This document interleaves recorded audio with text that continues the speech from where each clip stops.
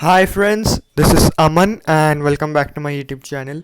So yesterday we discussed that the fall may continue if Nifty and Bank Nifty breaks certain levels, and you can check out that video. So today we saw a gap down opening and later we saw selling pressure continuing, and Nifty and Bank Nifty both closed near day low. So if the Russia and Ukraine tension increases, markets may fall further. But if both the countries de-escalate, then the market may go up. So that risk remains overnight.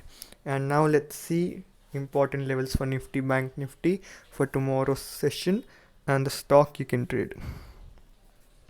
So if you see the daily chart of Nifty have closed below the previous swing lows, and after testing 16,850 level couple of times, we are seeing a closing near it. So tomorrow if Nifty opens anywhere below 16,911 and it breaks today's day low, that's 16,800, then Nifty will fall further because the next support is at 16,400 and there is a big gap there.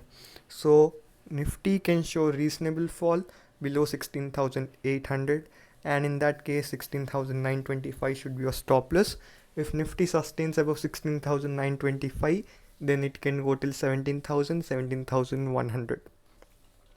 Now let's see Bank Nifty.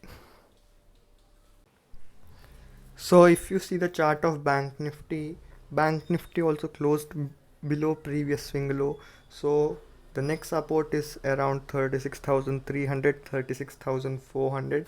That's 500, 600 points away from here. So below today's day low, you can see a good fall in Bank Nifty too. But if Bank Nifty opens above 37,000 and sustains for some time, then Bank Nifty can go till 37,300, 37,400. Now let's see our today's stock, and our today's stock is Amara battery, and after testing 585 level multiple times, it has closed below it, and the next support is at 536. So in Amara battery 2 we can see a good fall, and the stop loss should be 590, and in intraday you can see around 560, 555 levels coming.